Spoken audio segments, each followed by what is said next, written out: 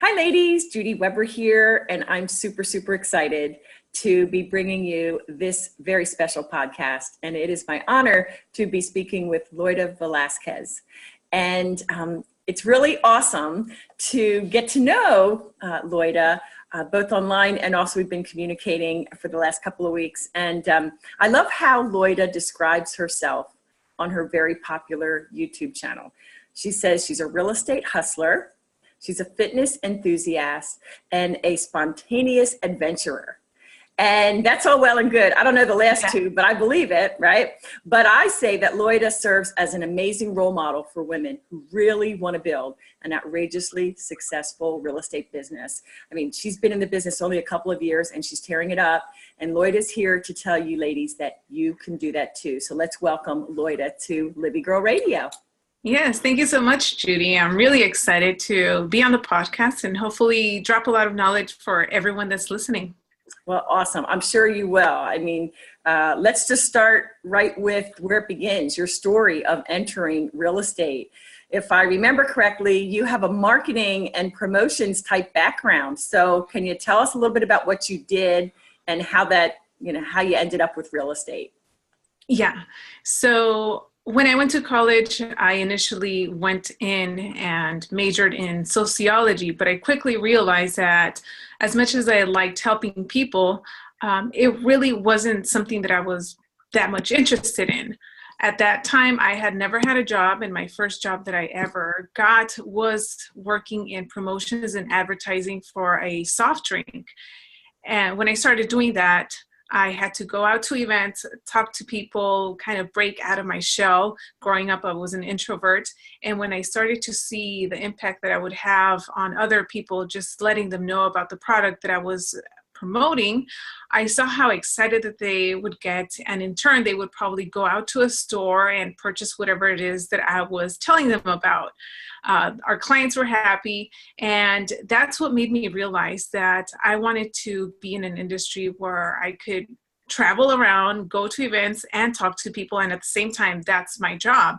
So in a sense, I was, for about 4 or 5 years, I did marketing and promotions, where that's exactly what I did. I worked with brands in the entertainment, automotive, movies, films, music, everything and anything. And at that time, early 20s, it was exactly what I wanted to do. I wasn't stuck in a cubicle.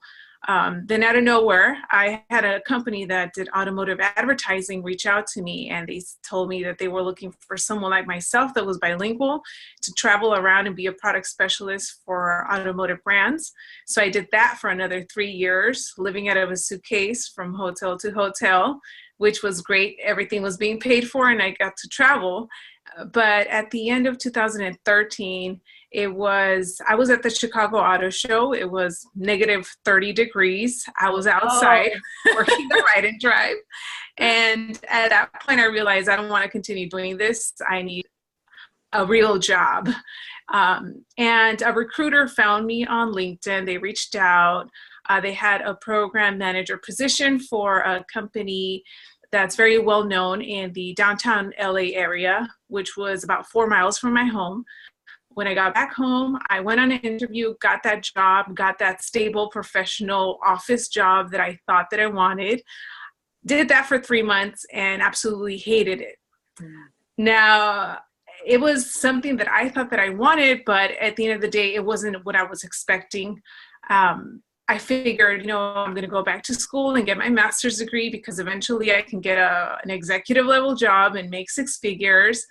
Got accepted to an MBA program, went back for a semester or two. And then at that time, I had my boyfriend, who's my boyfriend now. He had already been in the industry for about 2 years, and we have very similar mindsets. And I saw the success that he was having. And initially, I started kind of like a joke, like, hey, when are you going to hire an assistant? Even though I was enjoying the work that I was doing in advertising, I knew that I was working in a negative environment. The people that I was working with were not people that would push me to be better or to grow in the company. It was kind of like they don't want to see you be better than them, or if you succeed, it's like they want to put you down.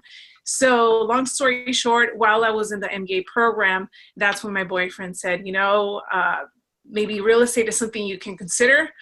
I was ready to just make a complete career change. I told him, okay, what's it going to take? Where do I need to sign up? What are the books? What are the courses? And at the end of December 2014, that's when pretty much my whole transition happened. I left the last job that I was at. I just ordered my books and I told him, I'm going to do whatever it takes. And he said, this is not for everyone. It's not luxurious. It's not glamorous. And it takes a lot of work. He is very big on door knocking. Brian Casella, you can find him on YouTube as well, big on there. We know Brian, yeah. Yeah, so I told him, I'll go and shadow you. So initially it started with me going once a week on Saturdays. Back then he was always on the doors, and I saw how relentless and dedicated he was. And I told myself, well, if he is doing that and I can do that as well, and we can both work together and just take it head on and be successful, then I know that we can get somewhere eventually. And fast forward to now, which has been about 4 years, 3-4 years. Now we have a team, we have grown together, and that's pretty much how my whole transition from marketing got me into real estate. I was just kind of tired. Yeah, that's an amazing story, Loida. That's really super. Now, one of the things that you said that really stood out for me is that you're an introvert. Yeah. Because, I'm blessed to speak with ladies across, US and Canada. And so many of them say, well, I don't really know if this is for me because I'm an introvert and I love talking to people one-on-one, but not by door knocking. So can you address that? Like, how does an introvert succeed in this business? Yeah. Well, growing up, I remember being in middle school and in high school, I would hate raising my hand. I would always be like, please don't call on me. And then whenever the teacher said, oh, I need a volunteer, I would try to not make eye contact just so that I would not be that person. And it wasn't until that first job that I got in marketing where I had to actually go out and talk to people, I saw that it wasn't really that bad. And at the same time, I told myself, okay, in order for me to get paid and to continue doing well at this job, I need to do whatever it takes. And that meant me going out, getting out of my shell and talking to people. And that's pretty much what helped me become better at communication and public speaking and just kind of not caring what people would have to say or what they thought about me. Because at the end of the day, I was being hired to promote and talk about a product that the client knew, okay, Loida, she's capable of doing it. She just has to put herself out there. And once I got comfortable with that, that led me to become better at speaking, communication, and going into real estate. That helped me a lot because now, and even before I got into real estate, very quickly, when I would see Brian, when he told me that he wanted to get into real estate, I briefly considered it, but not at all in the beginning when he initially did. And I remember telling myself, I will never door knock or cold call people because that's something that I will never do. And look at me now. That's all I do. Right. Well, let's talk. We're gonna get into. You are like the door knocking, the cold calling queen. I mean, and you teach us how to do that on YouTube, yeah. And I so appreciate that. But you addressed a couple of things there. The fear. Mm-hmm. Am I right that initially then you were scared? So how did you overcome that fear and just do it? The fear of, there's always a fear of the unknown. So for us, for example, me, when I started getting into marketing, it was, okay, what are these people going to say if I mess up? If I don't say something correctly, they're going to judge me and then they're going to say, oh, she doesn't know what she's talking about. And that relates to real estate because even in the beginning, it's like we have so many conversations with people and everyone is different in their personalities. But ultimately, what helped me in breaking out of my shell is knowing that, I know that at the end of the day, I can help this person either buy or sell. And it's my job that they know that I'm the best person that's capable of getting them what they want. And if I am very educated and I know how to help them, then they're going to see that I'm confident and I can get the job done. So with practice, knowing how to speak to someone, the tonality of my voice, all of these are things that have helped me overcome that fear and get out of my shell and not be so much of an introvert. Especially in this business, the less people that know about you, you're not going to make any money. So you're you out have of business. to step out of yourself. Yeah, you have to talk to as many people as you can every single day. Some people are going to say yes, some people are going to say no, but ultimately, I know that if someone says yes, they convert, I help them, that's not a $500 paycheck. That's tens and thousands of dollars for just me, out of the willingness of my heart, being able to help someone and doing a good job. Okay, excellent. So let's address that issue of talking to people every day. How many people do you speak to every day, and how are you doing that?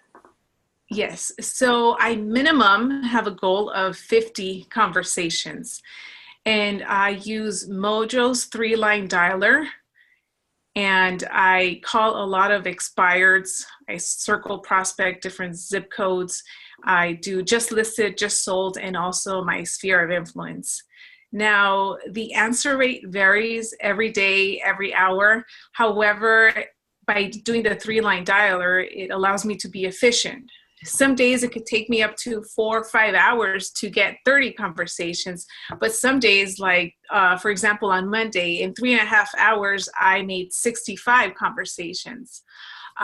These conversations, I know that initially for someone that's new are going to be very tough. I know I tell everyone, set a goal, whether it's 20 a day or 30 a day, whatever you feel comfortable, but set that number, because obviously the more people we talk to, the more chances we might have of coming across someone that wants to do something.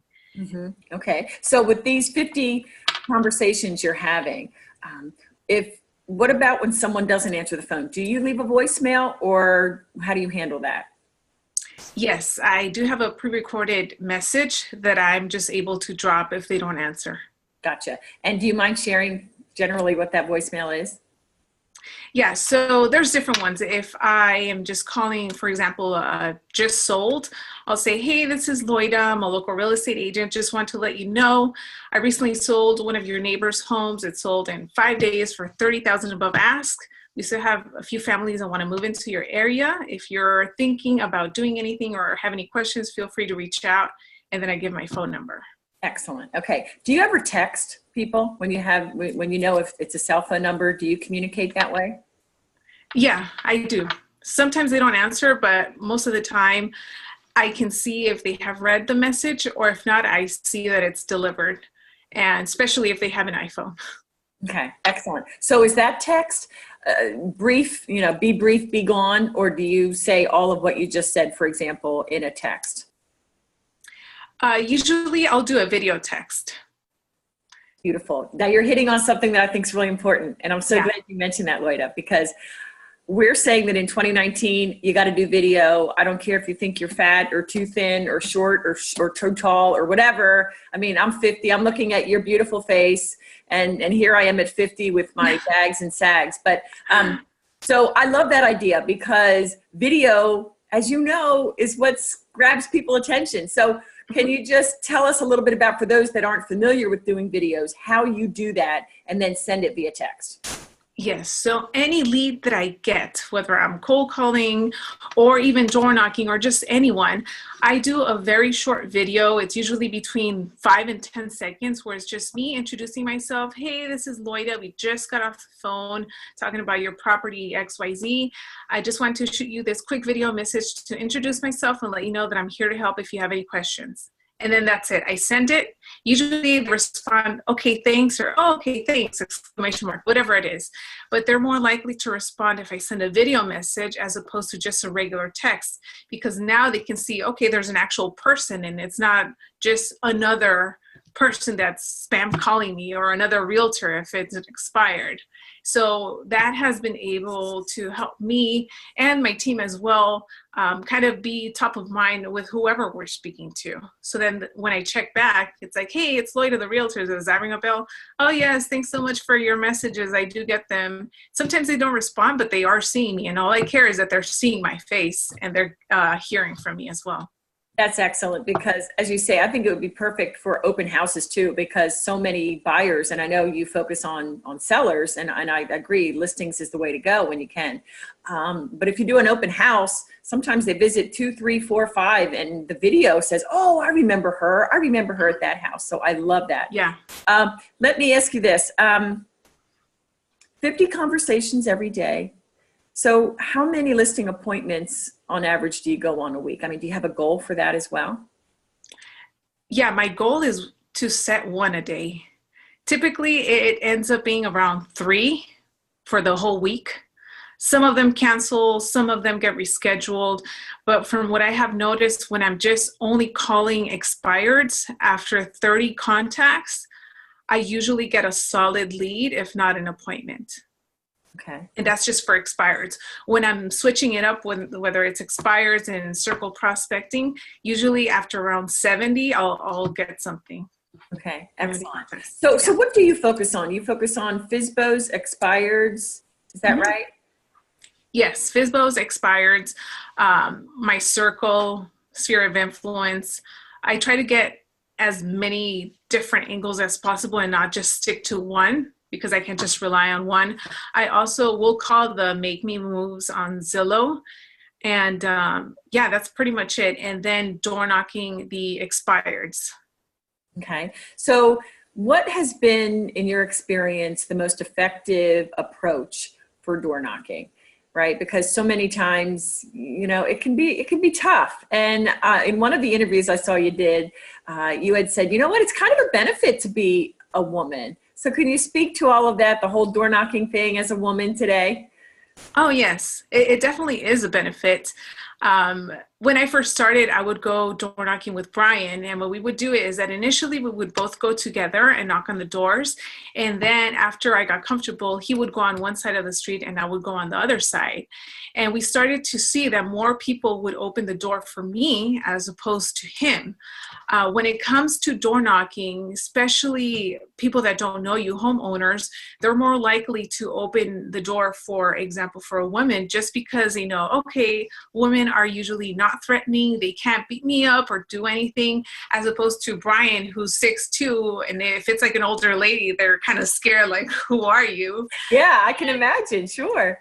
Yeah, so then I use that as my advantage, because I know, okay, if I am skilled in what I'm doing and I know I can help someone, if I go and get them at the door and they're motivated, I know that I'm going to set the appointment and hopefully help them. So as a woman, it's definitely an advantage to go out and door knock, just because people are more open to having a conversation with you. Okay, interesting. So now does Brian say, okay, you're going to do the door knocking, hun, because that's your thing? Sometimes what we would do is that we would both go together, but he would stand back or kind of stand behind the bushes. And then when they open the door, hey, I'm Brian, this is Loida. So you still get us. I love that. I can just picture that. Yeah. Oh my goodness. Well, let me ask you, when you are there at the listing appointment, what do you think is critical to actually getting the listing? Is there like one secret that you care to share in that regard? Like when you're there, what do you do that's special to get that listing? What I do is I feel that it really comes down to your confidence and how you project and speak to the other person, so that they know, okay, this person is it and they're going to get the job done. Even if they might ask you a question and they throw you off, if you respond confidently, like you know what you're doing, they're going to say, okay, I feel that I can trust this person. Obviously, you're going to do your homework beforehand in sending the pre-listing information, so that when you do go to the appointment, you avoid as many objections as you can. There will be others that you will encounter at the appointment, but the more prepared that you are and the more confident and well-spoken that you are, the higher chances that there might be that person is going to just sign it and go with you. Okay, let's talk about those things, and we could spend, I know we have limited time, but we could spend hours on this, but curious about role playing. Mm-hmm. I know that in your videos you had said role playing was critical, and that as you were, studying to get your license, you prepared. Yeah. Right? So can you speak to that? Like, do you still role play now that you have become such a master, at door knocking and cold calling? Yes, I still role play. I tell people, we are professionals in our field. And for example, professional athletes, they're always practicing. So what makes us different than them? If we want to get paid the big bucks, we have to always constantly be practicing and knowing our stuff. So even though I have been in the business for 3.5 years, I'm still role playing with people that have been in the business for a long time, because I want to make sure that I'm always sharp and nothing's going to throw me off. When I initially started, I knew that role playing was something that I had to incorporate, but it's almost like I knew the objection handlers and I was like, oh, okay, well, I know what to say, so I'm okay. I kept on putting it off. And working with Brian, he's very structured, and it was almost like military style, where it was like, you're going to role play because that's going to allow you to get to where you want. And we always have to be prepared. There are way too many agents in this business, so we have to do whatever it takes to stand out. And the more prepared that you are, the more people will see that you're the right agent to go with.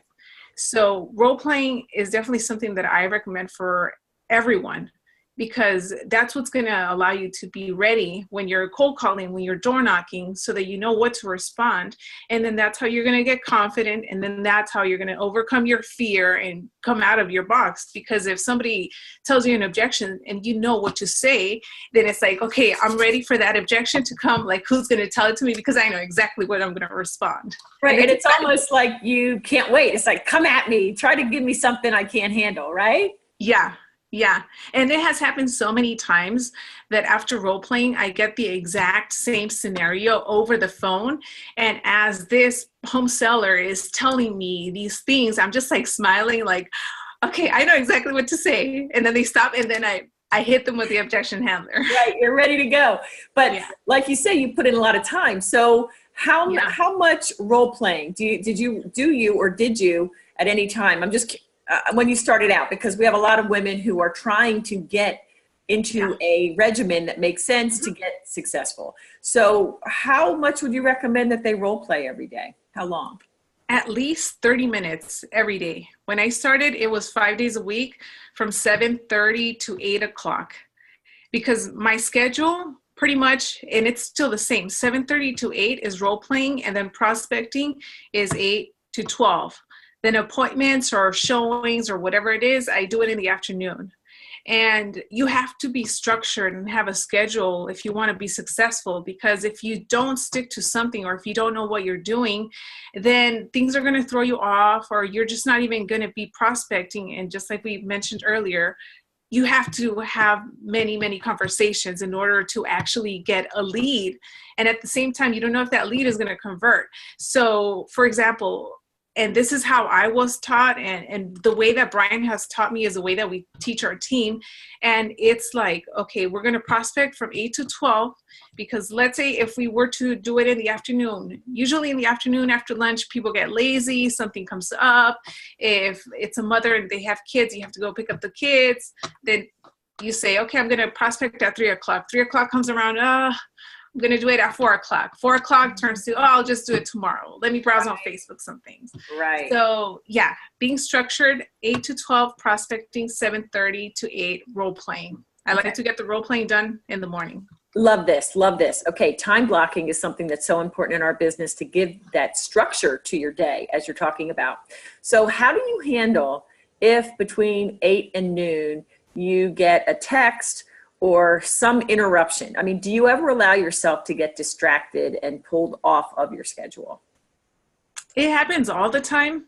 And what I do is that with any of the clients that I'm working with beforehand, and before we begin the transaction, when we're at the appointment, I let them know my schedule, so that they know that if they reach out to me during a certain time period, and if I don't respond, it's not that I'm ignoring them, it's that I have set time aside to promote it and market their property, and I'm prospecting. And at the same time, if I don't get to them, I have one of my team members that can reach out and assist them in whatever it is that they need. I like to think that there are no emergencies in real estate, even though sometimes you get a text and you're like, oh my gosh, this deal is going to die and I'm not going to get paid. And at the end of the day, I feel things will always work out one way or another. So there's no point in that little thing throwing me off and taking me off my schedule of prospecting, because if I stop prospecting, say at 8:30 in the morning, and then that ruins my day, I didn't accomplish anything. What if that next call that I would have made would have been my next listing appointment? But because I let this thing affect me, now my whole mood is ruined and I'm not doing anything. I love it. I love it. And so, yeah, time is gold. I mean, it's so precious. You have to hold it near and dear to your heart. And like you say, for me, I always have my phone with me, but unless it's my kids, it can wait. And even if it's a deal that's blowing up, it can wait until 12:01. Yeah. Right. So I love that. Thank you for that. All right. Let's talk a little bit about mindset, because mindset is huge. And you've talked about confidence a couple of times. And we tell our clients and students, hey, ladies, you know, there are no limits except the ones you have in your own mind. So can you speak to that? How do you stay positive and on track? Yeah, what I do is that I write down the goals that I have. Because yeah, it's like you can't be positive all the time. Things will come up that will make you want to give up or stop what you're doing. Or if you're not seeing the results, you think, okay, this doesn't work.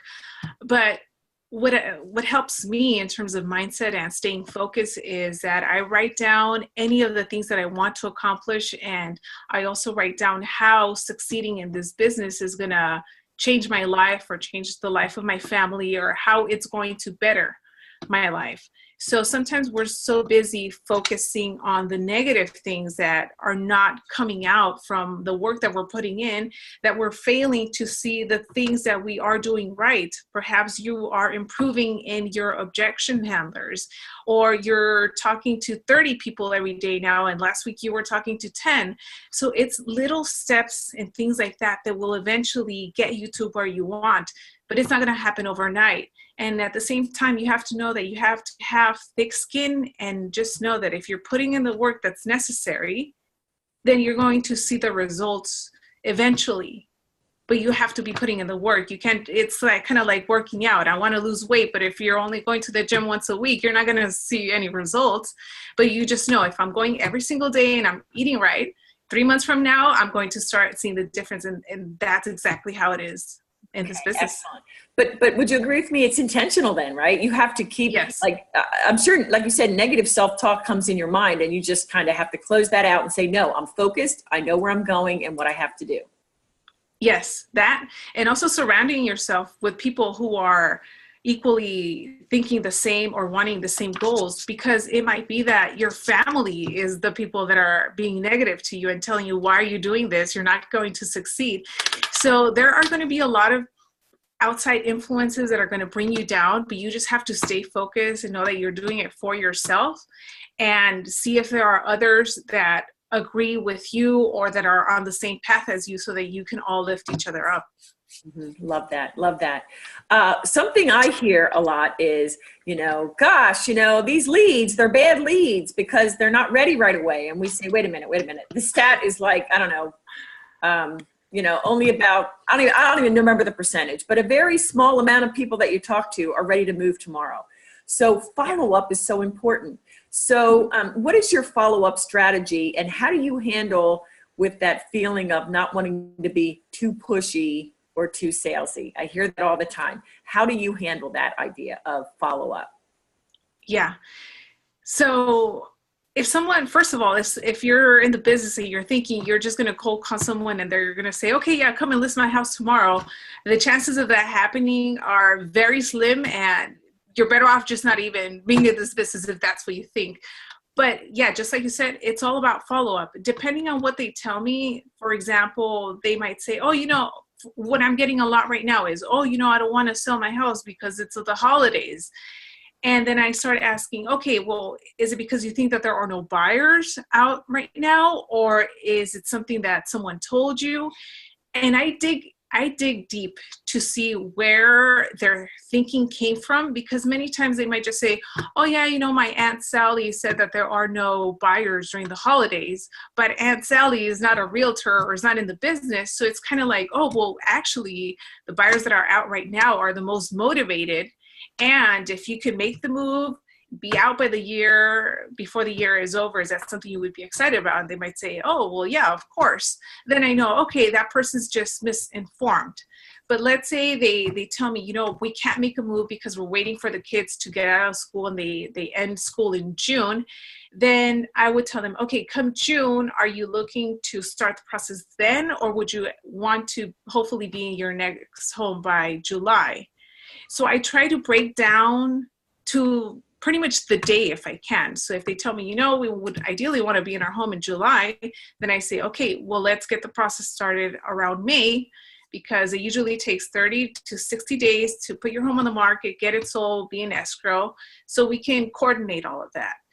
And let's say I get that situation now, then I would just check back with them every month, whether it's a call, a video message, or a text. If it's, for example, Christmas time, just shoot them a text. Hey, Joe, it's Loida the realtor. Just want to wish you a Merry Christmas. I'm here if you need anything. It's a simple text like that. It's not me being pushy like, hey, are you still ready to sell next year? Or come January, hey, Joe, it's Loida again. Hope everything's going well. If anything has changed, let me know.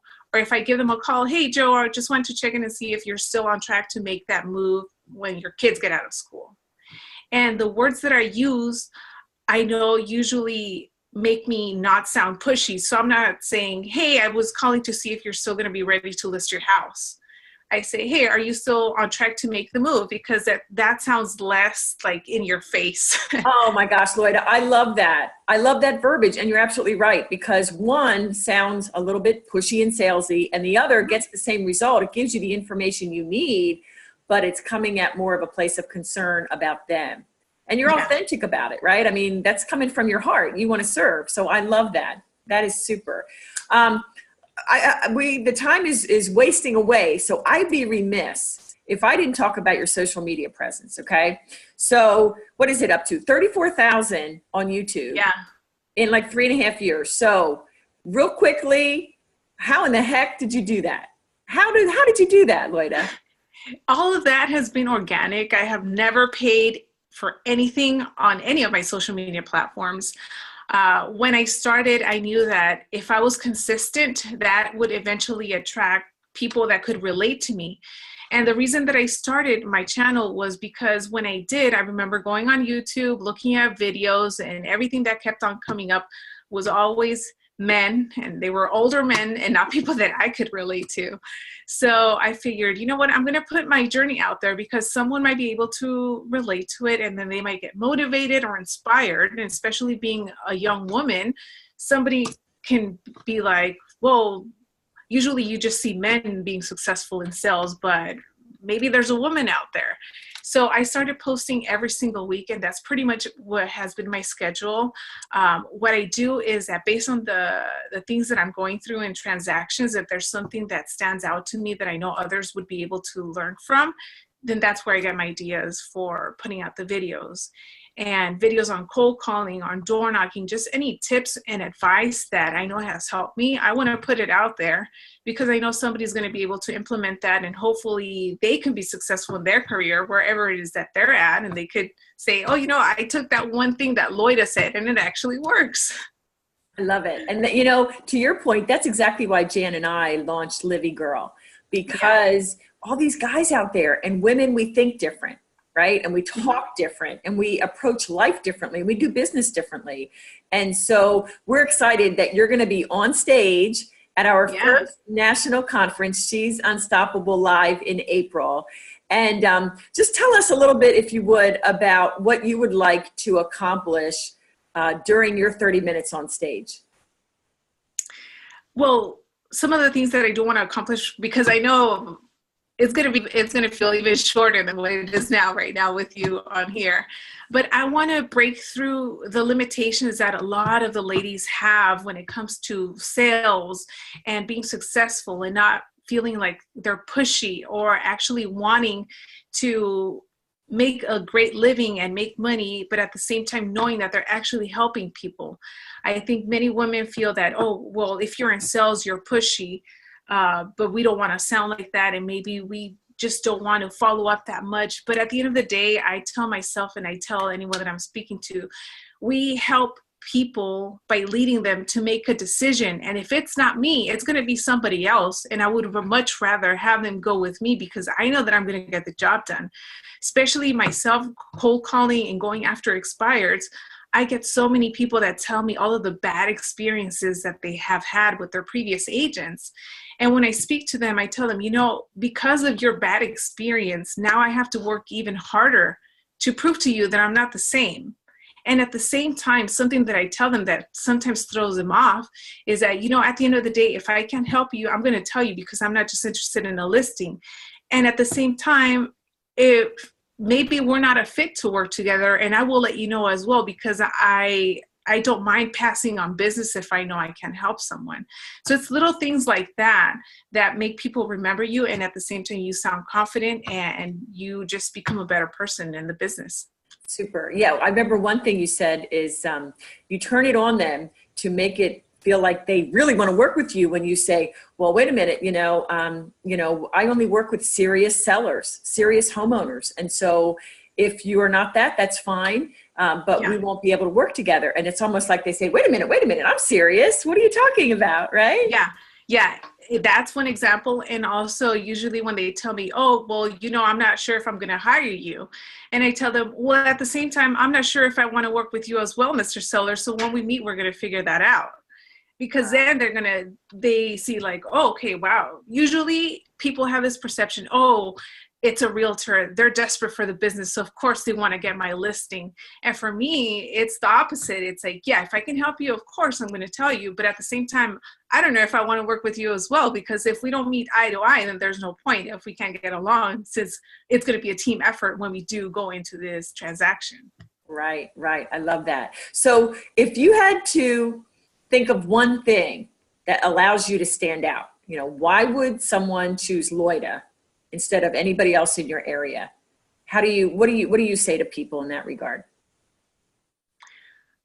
Just in general, whether it's buyers or sellers or just anything? Yeah, I was just curious because one thing we do with our clients is we say, you know what, you got to be different, and you are different. So many women say, there's nothing unique about me. And we say, yes, there is. Search down and look.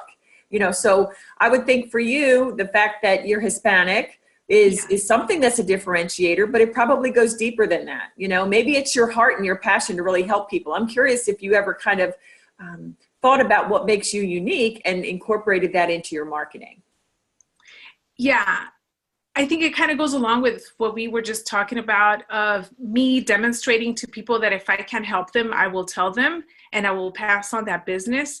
And when we have these conversations before the appointments and I make that clear to them, they see that I'm coming more from the perspective of actually wanting to help. And there have been multiple times that I'm calling these people and they tell me, I'm sure that that I've gotten hundreds of calls, but you're the only one that I actually feel that I can trust and that I'm comfortable with actually meeting. And that's why I'm going with you. And it happens all the time because I never come across as with a scarcity mindset of I need this deal. And when you don't come across like that, people are more willing to work with you and they can almost sense that. So I feel like for me, that's one of the keys and one of the reasons why people usually will pick me over somebody else. Yes, trust. Nar said that's the number one reason. Well, listen, I want to do a plug for you. You are the MC for the National Association of Hispanic Real Estate Professionals in Boston. Can you tell us just a second about that event coming up? Yeah, so that will be next Friday. It will be from 7 to 11. I will be the MC, which is going to be really exciting. I know that they're going to have their end of the year pretty much celebration from 7 to 11. It's going to be a great time. This will be my first time that I will be an MC, hopefully not the last. And I'm really excited for the event that you guys are having next year and to be on stage on that. So anyone that's in the Boston area, you guys can just go to my website. All of the info is there. Excellent. Now, it said black and white and formal. Yes. So are you going to be putting on Instagram the gorgeous dress you're going to be wearing, or do we have to wait until that night? I mean, I'd love to see it. Oh, you're going to have to wait until that night. Okay. I have it. It's ready. I've been working out extra hard just to make sure it looks good. Oh, that's awesome. Loida, thank you so much for your time today. The ladies are so appreciate, I'm sure, your time. This was a great episode.